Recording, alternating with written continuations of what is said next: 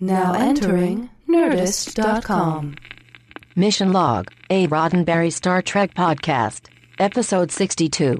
Day of the Dove.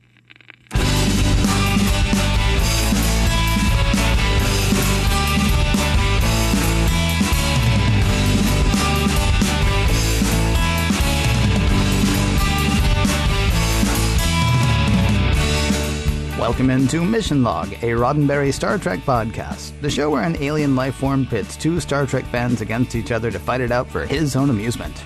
So then if we don't do the show, what happens? The alien life force just goes away?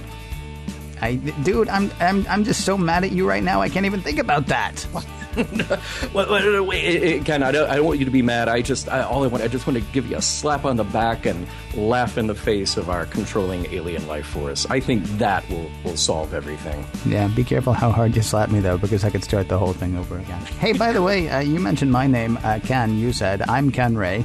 And I'm John Champion, and today we're talking about Day of the Dove, in which an alien life force pits Klingons and Starfleet against each other for its own amusement. Well, Klingons and Starfleet, and occasionally Starfleet and Starfleet, and the one Vulcan on the ship against everybody. If you're itching for a fight, oddly enough, Day of the Dove is mostly for you. Yeah, there's a lot of conflict. Yeah. And as you mentioned, Day of the Dove, well, obviously a reference to something peaceful there, but not a lot of peace to be found in this episode, as we will see. We would love to hear from you, of course, your comments, your concerns, your questions about Mission Log. You can reach us in a few ways: Facebook, Skype, and Twitter, where our handle is Mission Log Pod. You can call us at 323-522-5641. You can also email us, missionlog@roddenberry.com. And we would also love for you to check out our home on the internet, missionlogpodcast.com. Remember, we may use your comments in an upcoming episode of Mission Log. All right, let me set the scene for you. We're getting ready to analyze this whole show, figure out the messages, morals, and meanings. Before we do that, we're going to do a little bit of a recap. But before we do that, we're going to do a little bit of trivia. And when I say we're going to do a little bit of trivia, I do, of course, mean Mr. John Champion. And when I say a little bit, well, as is my custom, I've not read the notes, so we'll find out just how much trivia there is.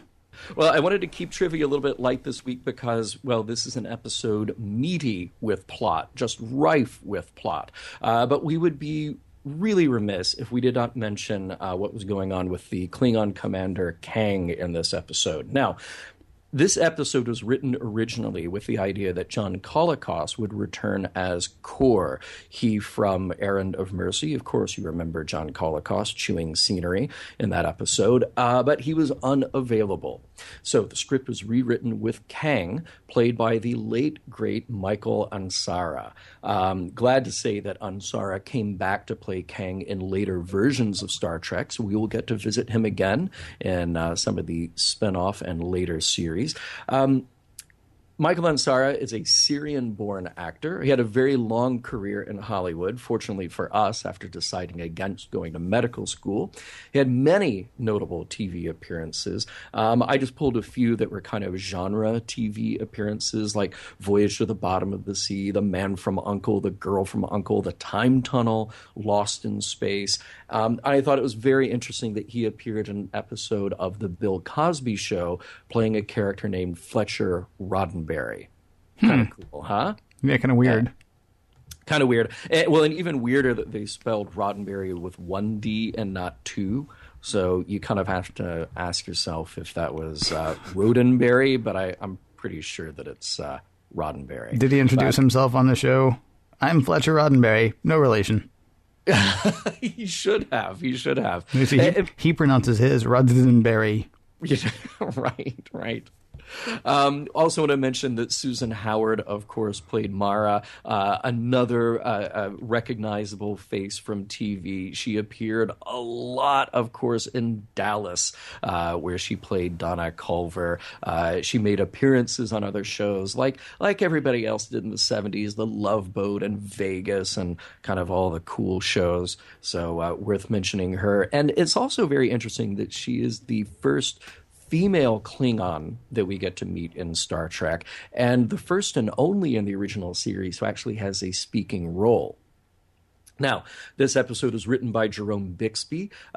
We have seen 2 of his 4 contributions to the original series, Mirror, Mirror, and By Any Other Name. We'll see another one of his contributions coming up. He, of course, wrote his last contribution to the sci-fi genre, as I mentioned before on an episode of Mission Log, was Man from Earth, a small film which I very much enjoyed. And as I mentioned, this episode is full of plot, so let's get to it, shall we?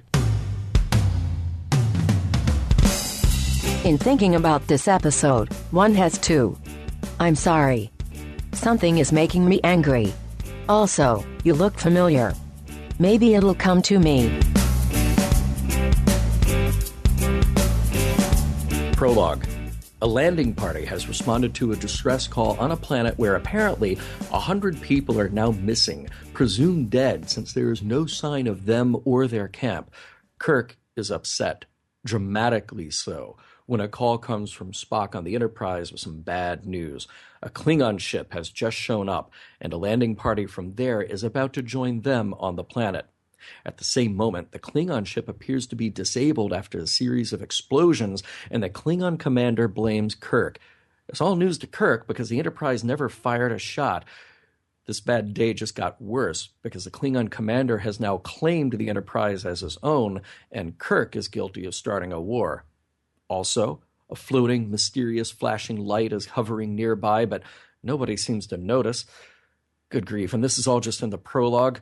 We'll need to catch our breath during the opening credits. Act 1.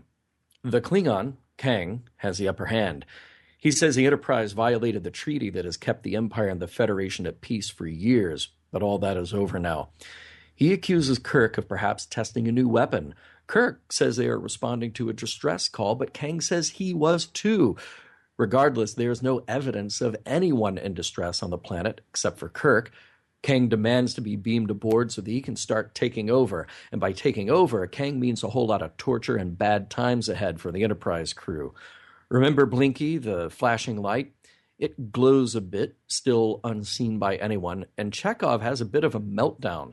He accuses the Klingons of murdering his brother, and now he wants revenge. Chekhov is wrestled to the ground immediately, and Kang starts dispensing with the torture. Kirk relents and has Spock beam up everyone in the area. Oh, but he's got a little warning button on the communicator. When the transport completes, the Klingons are trapped in mid-beam-up. Kirk has just enough time to bring in a security team. Now who's got the upper hand? Scotty beams over everyone who survived on the Klingon ship, including Mara, Kang's wife. Kirk has them all detained, but in a pleasant way, not in the horrific torture that Mara has heard about from the Federation. Spock is unsure what's going on. There were apparently 2 distress calls, and the Klingon ship only arrived after the Enterprise received its call. McCoy is all worked up, though, a little too worked up. He just knows the Klingons are to blame just because, well, they're Klingons. How could they not be? Once back on the bridge, Kirk learns that communications are out, and he orders the now empty Klingon ship destroyed. Things are bad, though. While Kang and his detained crew plot to take over, the Enterprise is completely out of control. Warp is off the chart, and they're flying right to the edge of the galaxy. Again. By the way, doorways are now sealing themselves, trapping nearly 400 crew members below decks. Geez, can anybody get a break today? Kirk assumes it's the Klingons. He races to Kang to demand that he undo whatever he's done. But how could they do anything? They're under arrest. Things get heated, and Kirk throws the first punch. Then, out of nowhere, swords appear in the hands of everyone, crew and Klingons. Act 2. Well, hey, we've got swords. What should we do with them? Fight! A battle breaks out, and the Klingons break out of their holding room. One Enterprise crewman is hurt badly and taken to sickbay. Kirk escapes up to the bridge. Spock tries to clue in the captain. You know, swords appearing out of nowhere kind of goes beyond our technology and the Klingons for that matter. Kirk sends Sulu to engineering to help figure out what's happening. Sulu is glad to go because, well, he's all cool with roaming the halls with a sword. Chekhov leaps up too, but Kirk demands that he stay put. Chekhov is worked up, though. He's hungry to avenge his dead brother. He swears that he promised it on his brother Pyotr's grave. Now, see, it's weird because no one saw a dead Pyotr, or anyone for that matter. And Sulu chimes in that Chekhov doesn't even have a brother. No matter, Chekhov is too gung-ho to worry about the details. In sickbay, McCoy has his hands full with the casualties that are coming in from all the swordplay. He can't believe that the Klingons are this barbaric. This trauma just exceeds all decency. The Klingons are making headway. They're slowly taking over the ship, and Scotty can't even cut the crew free who are trapped in the lower decks. Once he heads to the armory, all he finds are more swords. Spock is trying to get a grip on the situation. He figures that they control about half the ship and the Klingons control the other half. They're also evenly numbered, 38 of them and 38 Klingons, except there's also an unknown alien life force floating around too. It's another one of those unknown pure energy life forms that just seems to be all over the galaxy. Maybe there's some connection here with all the weird goings-on and the presence of that alien. We should look into that. McCoy drops by the bridge because it's been a while since he's had a weird, paranoid, racist outburst. Before anyone can get him a Xanax, though, Kang opens a channel to the bridge and tells Kirk that he is now in control of engineering. Life support will start shutting off anywhere that is not inhabited by Klingons. Act 3. Let's recap, shall we? The Enterprise is out of control. The Klingons are in charge of life support. People are acting bonkers. There's an alien on board. It makes that time with a lawyer and a shower curtain seem pretty easy. Sulu runs off to try to find a way to reroute the life support, and enters Scotty, who is wielding a sword and says that they should have left the Klingons in the transporter when they had the chance. Spock tries to intervene, but Scotty lets loose with a series of epithets that would break the heart of even the most logical Vulcan. Even Spock cracks a little and tries to have it out with Scotty before Kirk can break up the fight. Kirk thinks he's figured it out. They are all really losing it, even worse than under other stressful situations. He's starting to think this whole thing has been staged, and they had better find that alien before everyone dies. Sulu wasn't having any luck with life support, but then all of a sudden the life support comes back on. The ship is still hurtling away, but the Klingons can no longer affect life support for the Enterprise crew. Mara has stepped away to determine if there's another way to interrupt life support, but she just happens to be walking a corridor where a still very agitated Chekhov is prowling for Klingons. He's got a sword and a bad attitude about the perceived death of his brother. He kills one Klingon, then steps in to confront Mara, and things get a bit weird and uncomfortable. Chekhov is worked up about her being a Klingon, but worked up in a different way about her being a woman. As soon as Chekhov rips her uniform, luckily Kirk and Spock round the corner and physically stop him. In sickbay, McCoy looks after Chekhov, but he reveals something about all the other wounded. All that terrible trauma from the sword fighting is healing at an incredible rate, and McCoy's got nothing to do with it. It really is coming together now. Both crews are pawns of the alien, and Kirk is ready to form an alliance with Mara if he can prove what's going on. In the corridor, Kirk, Spock, and Mara spot the alien. They are also spotted by the crewman who was a short while ago suffering from a major physical trauma in sickbay. He's ready to get back into the fight, but Kirk orders him to return to the doctor. This just gets crewman Johnson worked up again, and things get physical before Spock can administer a nerve pinch. All that pain and fighting, well, the alien seems to really dig this, at least according to Spock. The alien's energy level improved as things got more hostile among them. It actually lives on hate, feeding its hunger by creating a violent situation. Logically, if the fighting stops, then the alien will go away, if they can only work together. Kirk radios Kang, but Mara jumps in to say it's a trick. Kang won't even answer. Scotty chimes in with some more bad news on the bridge. The dilithium crystals are wearing out. They've only got about 12 minutes left at this rate, and Kirk sees his fate, drifting in space as the playthings of an alien with a penchant for sadism. That's no life. Come on, Mara, do you believe him now? We've only got 12 minutes, and that can only mean that we are headed directly into Act 4. No more Stardate. It's just Armageddon, according to Kirk.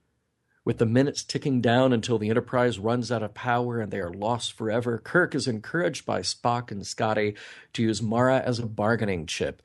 Kirk bluffs that he will kill Mara unless Kang negotiates with him. Kang calls a bluff, though, stating that she is a casualty of war. Kirk, of course, doesn't kill her. Mara is shocked, though, assuming that the barbarians of Starfleet would have. She's starting to believe the story about the alien. She even says she'll take him to Kang to help negotiate. Kirk has the idea that they can just beam themselves in, a dangerous idea, but he does it anyway, and he leaves his weapon behind. Kang is ready to fight. Swords clash above Mara's protestation. Kirk, struggling against Kang, tries to explain what is happening with the alien and that they can't be killed because the alien will simply put them back together to fight another day. Once Kirk has the upper hand, and now that Spock and McCoy have made it into engineering, he points out to Kang the glowing red alien hovering above. It doesn't matter who kills whom, the alien will just keep them at it forever and ever. Mara pleads with Kang as well. Kang relents. He throws down his sword, noting that Klingons kill for their own reasons. Then, both captains order the men fighting elsewhere on the ship to put down their weapons. That blinking, flashing alien is still hanging around, though. Spock has an idea. Maybe they need to lift everyone's spirits a little. No time like the present to lay a little good-natured ridicule on the alien. Kirk, Kang, Spock, and McCoy start laughing and pointing, and oh my, the alien leaves. Seems like it just couldn't stand to be around for the risk of another laugh and smile ending with a freeze frame. Yeah, I'm not sure that that Kirk understands, the good feeling thing. You don't initially. Think so? Well, because Spock says, I think maybe good tidings might be in order or something along those lines. And so Shatner, Kirk is like, yeah, you're right. Hey, get out of here. Yeah. Okay, that's not really good feeling. My favorite, like, you're a dead duck. He's just berating the alien. Right, which is probably not going to raise the aliens or raise anybody's spirits that much, I guess. I don't know. Actually, what I found myself wondering is Blinky, and I like that name, by the way. I didn't come up with a name for it. Yeah. Is Blinky a scion of Apollo? Well, yeah. See, there's a lot of those disembodied just aliens floating around. Well, not only that, but need human energy. Well, not only that, but I mean, laughter is the best weapon. Mm-hmm. Remember, that's how they sort of weakened Apollo, right? Right. Look at the god. Aha, you're not a god. Aha, right? And then Apollo gets weak. So really, the lesson of Star Trek is if you can only demoralize your enemy, right, then you'll be okay. Yeah, let's jump to the summation. Laughter is the best weaponry. Right. That really seems to be it. Actually, to me, the most important thing about this episode, and I cannot tell you how happy I was, it is really good to see Scotty's hair back to sensible. Right. Though I do now have to ask, what's going on with Nichelle Nichols and William Shatner's hair? It changed in this episode. It's really discomforting. Yeah. Let's hope. I'm sorry about that, but I have to say that you and James Doohan have something in common, which is that James Doohan did not like the new hairstyle either, so they changed it back. He didn't like the updo? No. Okay. No, it was not his choice. Good. Excellent. Yeah. That's wow. Oh, I wish we had talked. So something else that you may have noticed in this episode, you notice that the Klingons apparently have mirror universe technology because they used an agonizer on Chekhov when they were down on the planet. Yeah, except it does need skin-to-skin contact. Now, was that actually an agonizer prop? Yeah, that was actually an agonizer prop. Okay, because as soon as they put it on his face, I was like, wow, that's like an agonizer. But right. I didn't realize it was actually an agonizer. But the agonizer didn't need skin-to-skin or skin-to-agonizer contact, did it? In the mirror universe, they just like, hand me your agonizer. Yeah. And like an idiot, they did. And now you're in agony. Exactly. Yeah. So what's the lesson here? Not to give you my agonizer. Right. You'd think. Right. Apparently not. Right. I felt like the Entity, it was interesting that the Entity went to so much trouble to snare the Klingons and the Enterprise crew, because it seems like all that time and energy could have gone into something more productive. But if it feeds off of the energy of warring factions, then it also has to expend an awful lot of energy. It's got, I got to create a distress call. I've got to make sure they're down here. I've got to start shutting off rooms in the Enterprise. I mean, it's gone to a lot of trouble. Well, it would remind me, which is the oldest profession? Is it prostitution or farming? Because I mean, really, what this guy's doing is either the first or second oldest profession. He's farming, which, I mean, we can come back to. I think we actually should come back to it because good point. Yeah, there are a few things there that I'm kind of wondering about. But I mean, he's basically farming. And, you know, the original farmer didn't go and buy a cow, right? Right. The original farmer had to get cows. Yeah. Some way other than going to the next farm and buying them. So maybe this is like a whole new thing for Blinky. Yeah. It's quite possible. We're actually seeing the birth of an agrarian society in this episode. Sadly, it's not going to go well. No. I got to say, I don't know who Red Shirt Johnson is. Yeah. But it seems like we should know him because he's practically Superman as far as Kirk's concerned, right? Right. 392 crew members, I think, locked up below decks. So, okay, that means we're down to like 30-something, right? 38. 38? Okay, so we're down to like 38. And so Kirk, who's used to barking out orders probably to, 400 some odd people, turns to Johnson. He's like, all right, go downstairs, search the ship for Klingons that we don't know are here, help Scotty fix engineering, free the trapped crewmen, give me a drink, have my bed turned down, clean the gutters if you've got time. I mean, seriously, he barks like 4 orders that it would take a group of people to do any one of them. He's just like, hey, Johnson, fix everything that I can't.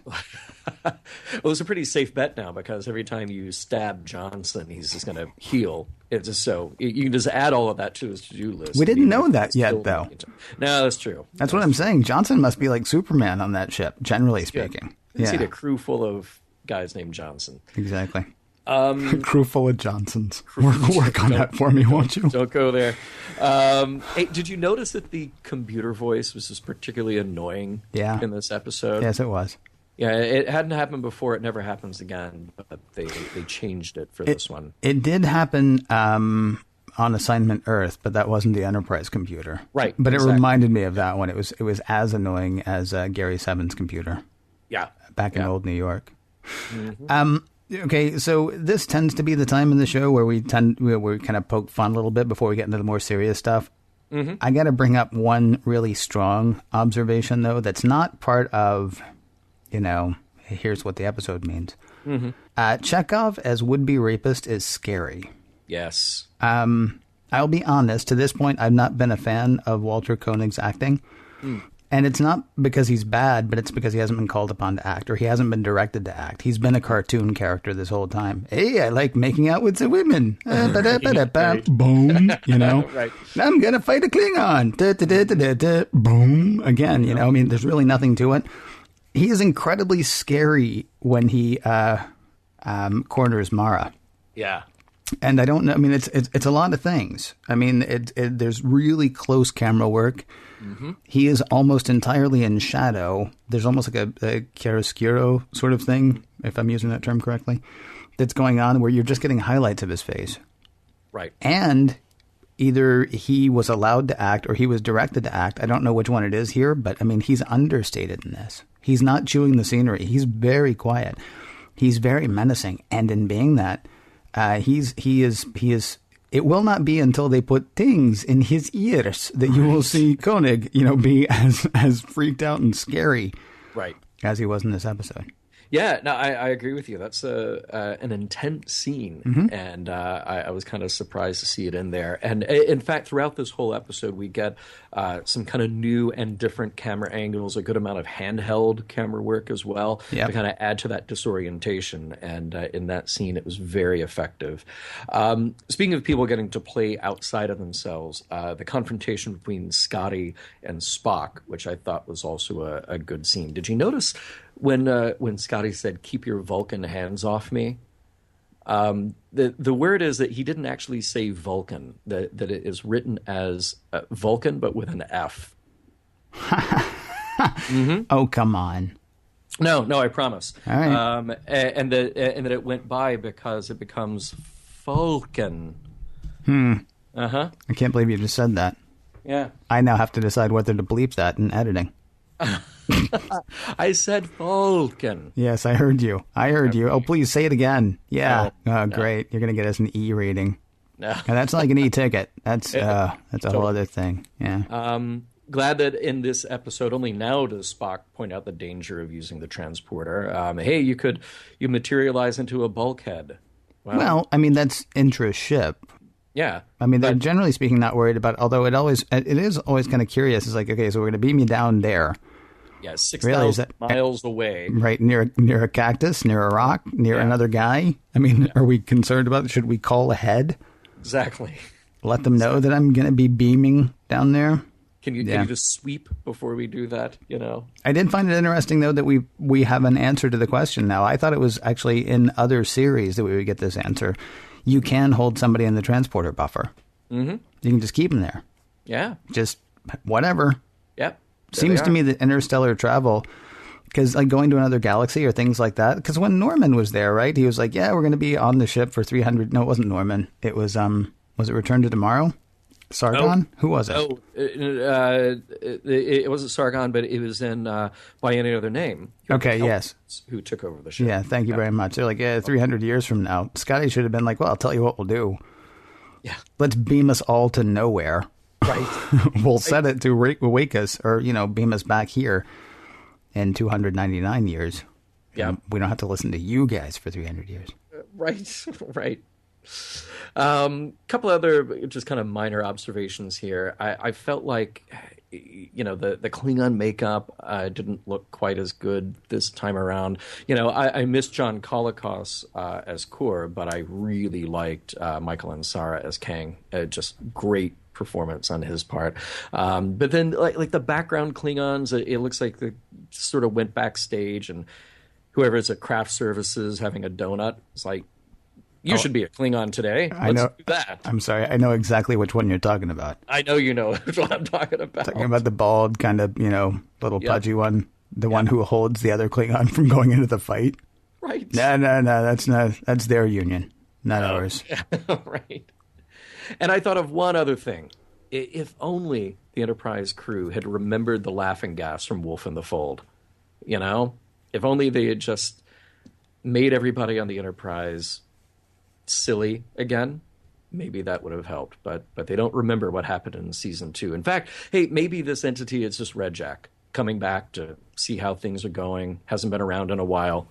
Could have been purely social. I figured it out. You did something terrible to me. Well, not you personally, but carbon-based life forms. I am enraged. Sadly, my vocal processor is incapable of angry inflection, but trust me, I'm screaming at you. You are so lucky that I don't have a sword. Or arms to wield a sword. So, as I'm watching this episode, John, I'm trying to figure out who it is that's fighting who here.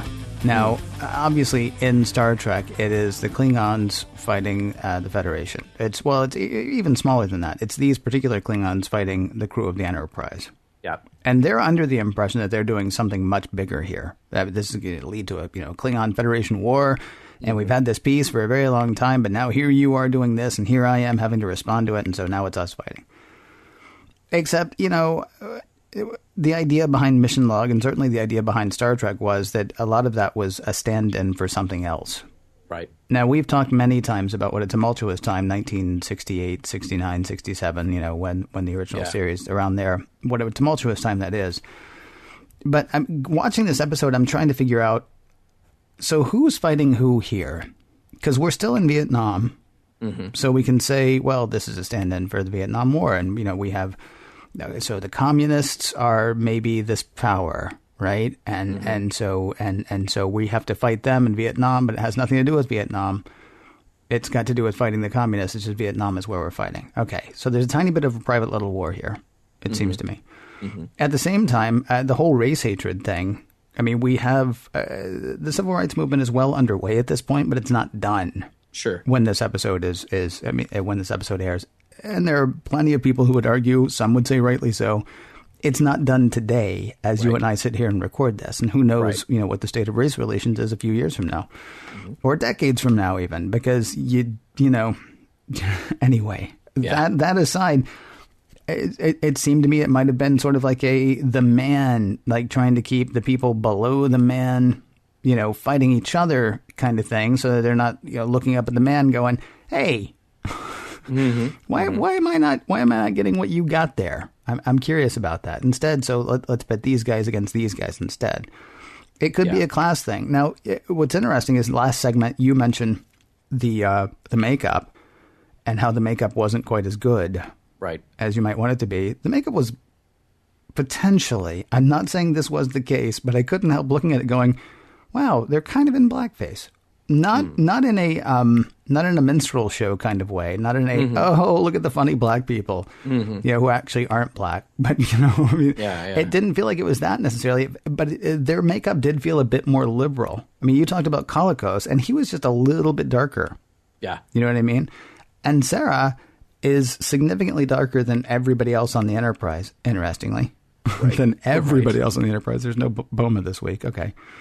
I mean, the Klingons are much darker in this episode than they were before, or than they have been to this point. It feels to me, I'm not sure what the message is. I'm not sure who it is that we're supposed to be fighting here, or is this just about, hey, all that fighting you're doing, are you doing it for you, or are you doing it at someone else's behest? Well, I think that's the more, how do I put that? That's the more specific, vague lesson to be taken from this episode. I really do. I felt like there obviously was the undercurrent of the racial idea there. And in fact, there were some great lines to that effect. When Spock says after McCoy's apology, "I too felt a surge of racial bigotry, most distasteful." And Kirk even saying, "Whoa, we even had race hatred. We even got to that point." So I think it's sort of a chipping away.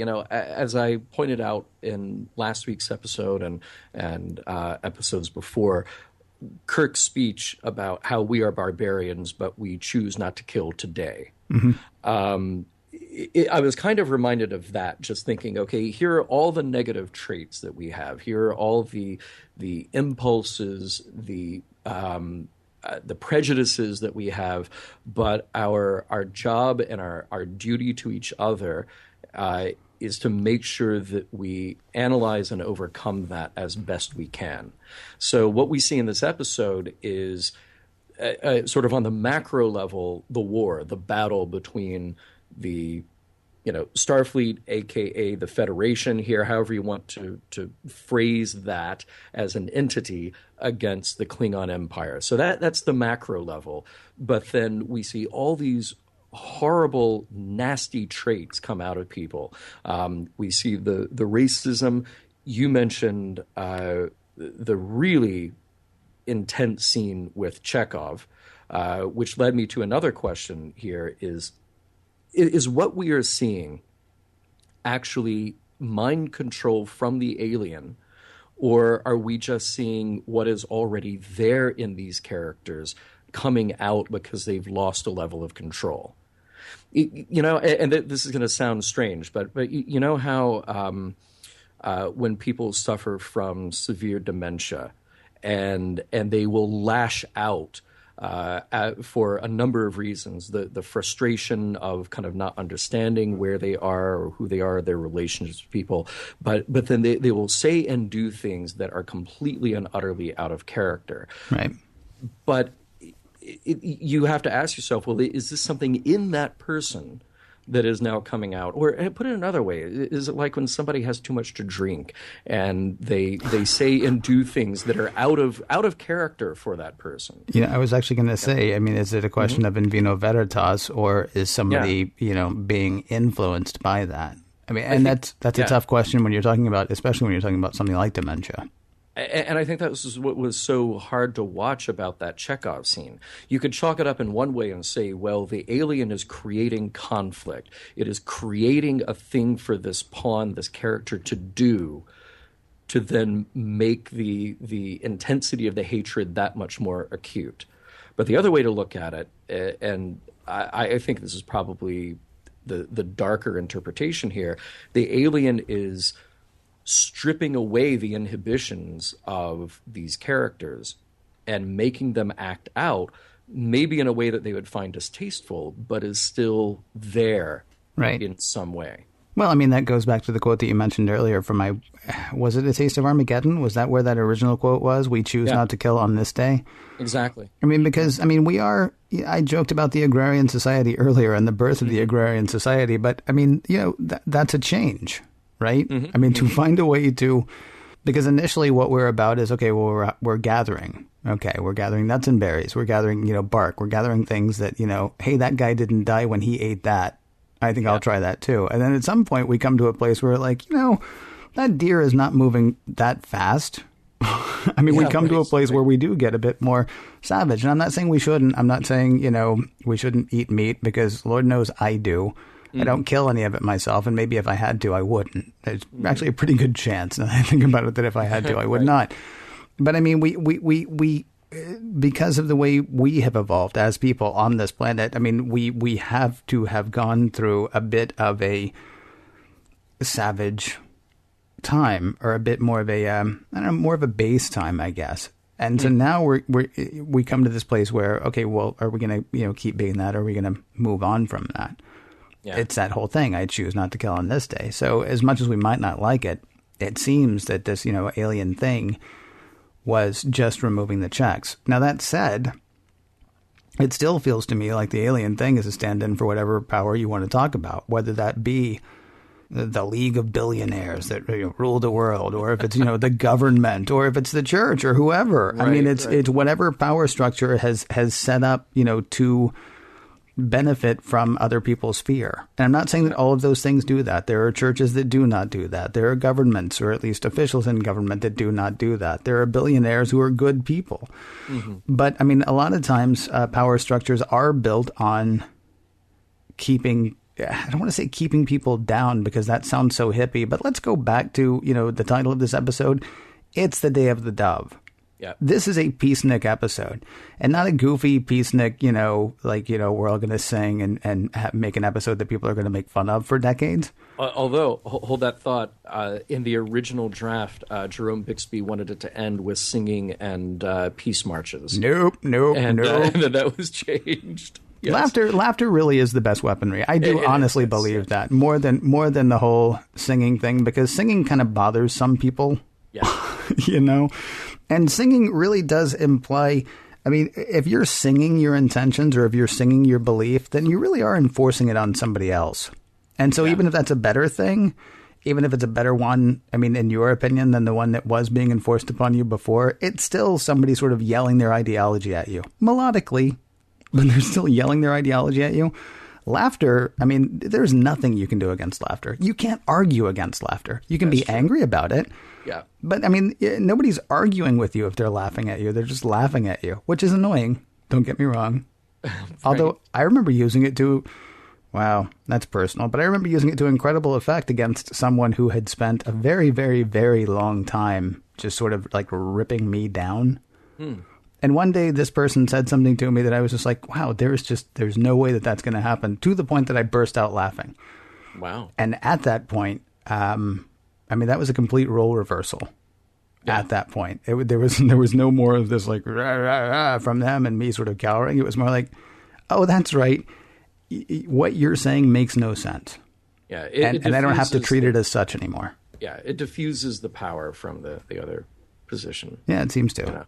Yeah. And it just made this alien feel bad. How much do I owe you for this session, by the way? Because that was quite the revelation. I apologize. I'll bill you later. Okay, yeah, please do. But yeah, I think there's a thing here about also understanding that the Federation, Starfleet at least is kind of a quasi-military operation. The reality is that they will face situations where they will have to fight, whether it's, hopefully only defensively, not offensively. But I think there's something here about making really sure that the reason that you go to fight is your reason to go to fight. They're doing this, and the way that the officers on the Enterprise are stating it, and the way that the Klingons are stating it, it's just that they have to do it because they are the other. the Federation or Starfleet has to fight the Klingons because they're Klingons, because Klingons are bad. The Klingons come back and say, well, all of you torture us. We know what you do. You're bad inherently because you participate in all these terrible things. And there really, truly is no reason. They don't even bother to waste the time on figuring out if that was a false distress call or any of the things that led into this battle. So I think that there is a statement there about making absolutely sure that we are all on the same page about why we are doing this. You mentioned Vietnam earlier. You mentioned many of the other struggles that occurred during the middle of the 20th century. And I think that applies there as well. A lot of the frustration about Vietnam was not understanding why we were there, what was the proposed outcome, and how to actually go about it, other than just sending weapons and men and hoping for the best. See, I honestly, I pretty much think I have to disagree with you. Really? Why is that? Well, because I think you're trying to force this episode of Star Trek into the rest of what we know about Star Trek. And I think you're holding yourself to a standard that certainly the writers of Star Trek did not do at the time. I mean, you're now trying to make this like, okay, so how does this fit in with everything else? It doesn't. This is, again, that whole part of Gene Roddenberry originally created an anthology show, right? Yeah. This is not, okay, make sure when you fight, you're fighting for the right reasons. There are other episodes that do that. This episode is 48 minutes of give peace a chance. I do not feel like there was ever any question of, okay, well, should we be fighting now? I mean, in fact, the only time that the question comes up, it's not should we be fighting, but we should not be fighting. Mm-hmm. It doesn't feel to me like there's no sense in this particular episode, to me anyway, that there's ever going to be a justification to fight. The fact that we've always fought is no reason to fight. The fact that you think this guy's coming after your stuff is no reason to fight. You know what you do when you think you try to figure out, okay, so who's benefiting from the fact that we're fighting? Because we're not benefiting from that. Right. This is going to either end up costing me my humanity or my life, or my civility or my life. This is going to cost me. And the only person who wins from this is somebody up there. And so rather than us getting caught up in somebody else's fight, this whole episode seems to be, you know what? This is stupid. We should all laugh. We should all get together and actually try to do something that's going to better everything. And I'm not saying that that's my personal belief in it. I mean, I'll go ahead and say that is my personal belief, but I can't watch this episode and see anything but give peace a chance. Day of the Dove. Mm-hmm. War is laughable. There's absolutely no reason for any of this. You have to be touched. You literally have to be insane in this episode to take up arms, because nobody else is doing that automatically. Right. It's only when they're crazy that they then pick up swords, which by the way are being supplied to them. They don't even say, "Oh, we got to figure out a way to beat those guys, so let's find some weapons." No. Somebody's like, "Hey, look, something scary. Here's something to kill it with." Right. Go to it, pal.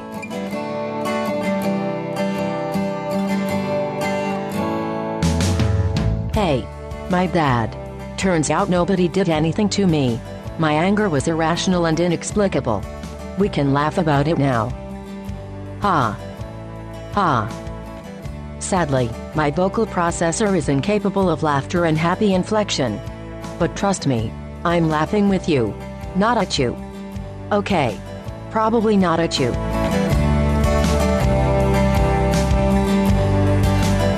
Well, it's time to do what we do, and that is to have a final look at the episode of the week, the Day of the Dove, and figure out what about it holds up, what maybe does not hold up. So, Ken, I'm going to pose the first question to you here. Does this episode, as an episode of Star Trek, hold up? I guess it depends on what you mean by as an episode of Star Trek. If you're asking about battles or, there's stuff in it that's fairly cardboard. Mm-hmm. But I'm kind of okay with it because it feels like it was supposed to be fairly cardboard. Mm-hmm. Okay, so you're mean, so I have to fight you. And then halfway through it, we're like, hey, this guy's not cardboard. There tends to be a bit of an examination by everybody halfway through it. I mean, my personal feeling is this episode holds up as an episode of Star Trek. It's not the most... Yeah, I mean, I would say so. I mean, that's the thing. It's not a particularly compelling episode, but maybe it's because they hit you over the head with the title. Yeah. I mean, Day of the Dove, is Day of the Dove. There's no nuance. There's no other meaning. It doesn't feel to me like there's even a question what this episode is about. And yet, this is almost like one of the simplest morality tales that we've seen so far in the original series. Just like, sure, yeah, give peace a chance. I really cannot come away from this episode with anything other than that. Yeah. What about you? I mean, on the surface, I kind of vacillated. It felt like a weak episode. And I think just because the production values are kind of lowered, even though the acting is really good. And like you said, the message is just kind of there to hit you over the head. Yeah, the ending is cheesy. And it was on the verge of being cheesier, as I mentioned from the original script. We just had episodes where aliens put the crew of the Enterprise at war, at conflict. We just had an episode of the show where the Enterprise is tossed out beyond the edge of the galaxy. It's there's a lot of kind of rehashing that. But there's a lot to like here, and I think exploration of what violence and conflict do to our psyche is the really interesting thing here. If the big message is just, well, violence is bad, give peace a chance, as you're saying, okay, well, that's a great takeaway. But I think the fun of this episode, and probably the reason this episode does hold up, is that we get to peek behind the layers of civility of all of these characters. We get to see Kirk snap a little, but not as much as Chekhov or Scotty or McCoy or Spock. And I think that's kind of the bigger picture there, is to say, not just give peace a chance, violence is bad, violence should be a last resort, but violence and conflict strip away who you are and who you want to be. So I think because that gets explored well, that really becomes the more interesting part of the message to me. How about you? I think that part is interesting. I do also, I really do, and not to keep using, terminology that's so steeped in the late 60s and early 70s, but I do think it's also about the man, which may sound crazy, but seriously, there is an energy that nobody can see, that nobody can identify, that nobody can quite figure out, that nobody knows what its motivation is, except that it draws power from conflict. It draws power from control. So there does seem to me to be, not only what you're talking about the question of civility and what does violence do to us, but more to the point, why do we even do it? Right. Because I know it upsets people when I say that not fighting is as simple as not fighting. But ultimately, not fighting is as simple as not fighting. And we cannot even remember that. I cannot remember that. I know that that's not really true, except I believe that that is really true. And I know that's paradoxical, but I really do believe that not fighting is as simple as not fighting. And I don't think we're going to get to that in our lifetimes. I don't mean you and me personally. You and I are going to fight forever, but I don't know that people right now are going to get to that in the lifetime that you and I are here. I would like to think that, someday we will, and I would be more than a bit surprised if we do. That's what happens in this episode. There comes that moment where each of the commanders simply has to trust that violence is not the way. And somebody has to make that first move. Kirk has the moment where he leaves his sword in the transporter room. Now, fat lot of good that does, because as soon as he gets to engineering, they throw a sword in his hand, he's got to fight. But he has to keep saying, no, look, all we have to do is stop. All we have to do is just not fight. You put down your sword, I'll put down my sword. It's funny that he's the first one to radio throughout the Enterprise to say, there's a truce, stop fighting. Nobody stops fighting. Then Kang gets on, no, really, stop fighting. Then they actually stop fighting. Yeah. But yeah, that goes to what you're saying, that is a viable alternative. I guess, now I will say, because you just reminded me in what you were just saying there is one time that it is okay to fight, and that is when somebody is coming at you. And that's because Kirk, you're right, Kirk did lay down his sword. Yeah. And then he transported it in, and then Kang came at him with a sword. Yeah. Interestingly, the aliens did not actually give him a sword at that point. it was Kang's wife that tossed him the sword. Yeah. So I guess it's not 100% peacenik. I would say it's 99.5. Maybe that goes back to that question that I had earlier about saying that if it comes to violence, unfortunately, you can justify yourself into any position that you want to take. Right. But we have to be really careful and really analytical when it comes to that point. Well, gee whiz, John, I don't know if there's even any point in continuing with mission log, because it seems to me that we just solved it all. Wow. Hey, you're welcome, everybody. Exactly. Knock it off and quit fighting, and we'll see you on the other side. Actually, there probably is more stuff to consider. There are certainly more episodes of mission log, including next week, when we put For the World is Hollow and I Have Touched the Sky in the mission log.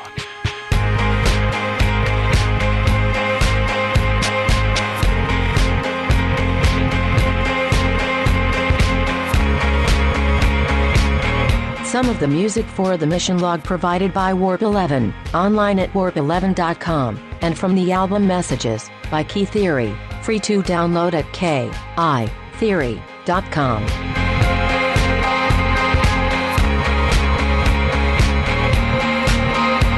I'm formulating a theory. The problem with Season 3 of Star Trek the original series may boil down to one thing.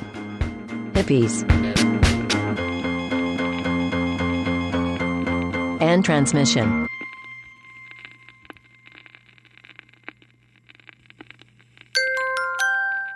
Now leaving Nerdist.com.